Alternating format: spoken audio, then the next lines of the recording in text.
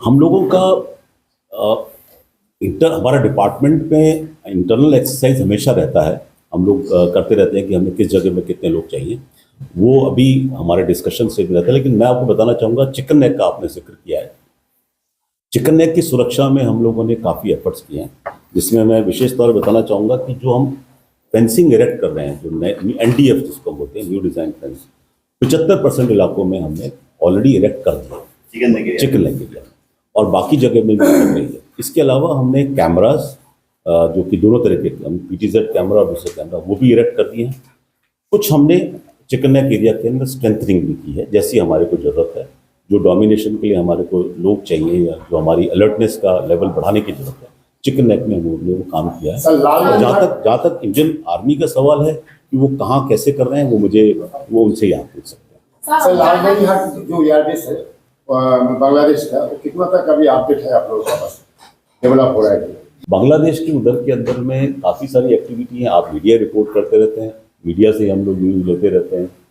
तो ये चीज़ें मेरे लिए अभी स्पेसिफिकली कहना कि कितना हुआ है कितना नहीं हुआ है, हुआ भी हुआ है कि नहीं हुआ है, इसलिए उपयुक्त नहीं हुआ, क्योंकि मेरे पास इसकी पूरी जानकारी अभी तक नहीं है। हाँ, इसके लिए जो हमारी सुरक्षा एजेंसीज दूसरी हैं जो इन चीज़ों पर नज़र रखती हैं, वो आपको सही जवाब देता है। एक तो मैं आपको बड़ी अच्छी सी एक सूचना देना चाहूँगा कि जो तस्करी गाय की होती है, ये बहुत ज़्यादा होती रही होगी कभी, क्योंकि जिस वक्त में प्रॉपर फेंस नहीं थी, प्रॉपर में शायद हमारे पास इतनी स्ट्रेंथ नहीं थी, लेकिन अब ये संख्या फेंस इसकी बहुत कम हो गई है।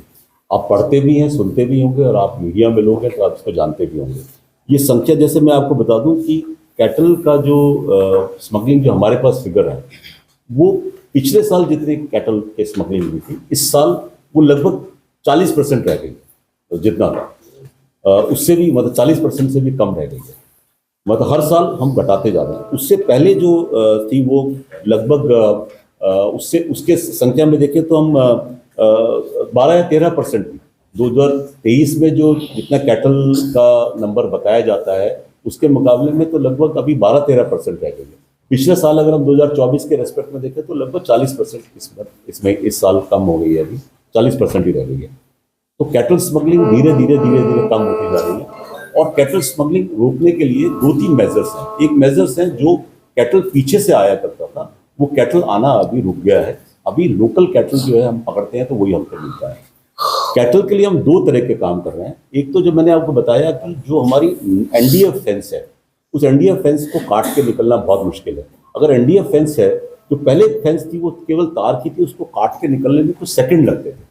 इसको काट के निकलने में कई मिनट लगते हैं, वो निकल नहीं पाता, और निकलने के लिए भी उसको गाय के लिए जगह बनाने में बहुत समय लगता है।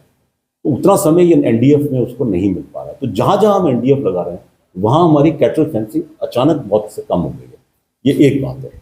दूसरी बात ये है कि हमने अपनी स्ट्रेटेजी को चेंज किया है कि क्या हम कैटल फेंसिंग को केवल फेंसिंग के माध्यम से रोकें, तो हमारा डोमिनेशन प्लान हमने चेंज किया है। और ऐसी जगह जहाँ से कैटल इकट्ठा होकर आता था, वहाँ हम पहुँच के आजकल कैटल को बॉर्डर पर आने से पहले ही पकड़ लेते हैं। वो हम कई बार हमें 6-7 किलोमीटर पीछे भी जाना पड़ता है कैटल को पकड़ने के लिए।